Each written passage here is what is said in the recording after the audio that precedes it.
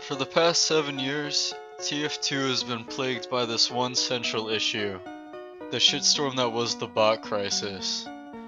I won't bore you with the story you've probably heard about a dozen times by now, but there were bots, Valve did nothing for about a better part of a decade, and eventually they just banned them all with no announcement. That's not really what I want to talk about today. Because this problem was so massive within the TF2 community for so long, now that it's gone, people aren't really sure where to go from here. What should be addressed first? How will future updates be handled post-bots? Is this solution even permanent? And probably about a dozen other questions have been running through Tf2's players' minds since the ban wave about a month ago. And now I am trying to offer a simple solution to this problem, or more of a simple first step. A relic from a time when bots were still reigning supreme, a safeguard designed to try and stop this crisis, but which ultimately did nothing. The great free-to-play muting. On June 16th, 2020, TF2 players awoke to a patch in which all newly created TF2 accounts were restricted. What was restricted was their abilities to send messages in official servers. And in the following weeks, on July 3rd, 2020, voice chat was also then restricted.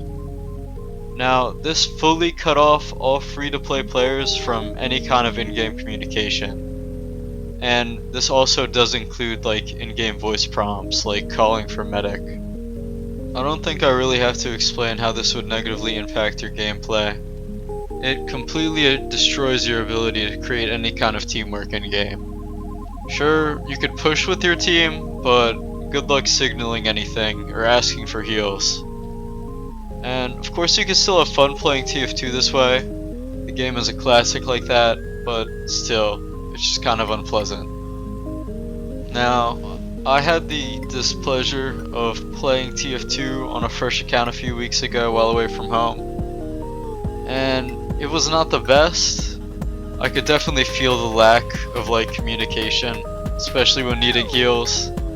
Not being able to call for medic kinda sucks dick.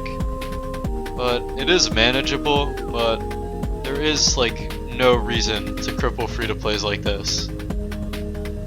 This really was just a band-aid fix designed to combat a problem that doesn't even exist anymore. Hell, it didn't even really help in the first place. This mute should have been gone a month after it was introduced, but instead, Valve has just allowed this net negative to sit in this game for the past 4 years. And this affects all players.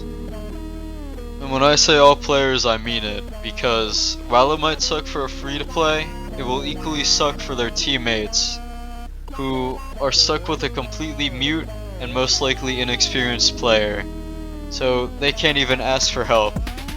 Valve stuck this mute on the group that could possibly benefit from communication the most.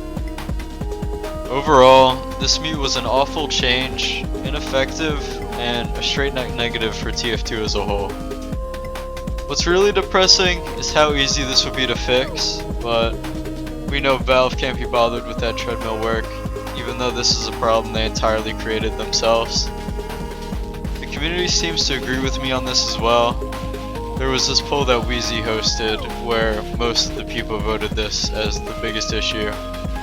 And while it does have some time left, I feel it's going to maintain its lead.